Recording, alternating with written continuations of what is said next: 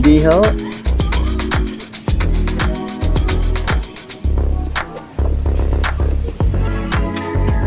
Kahit po mamalingkin, naubos ng pera. Didilayin mo kanina sa akin. Ah, yung ano ho,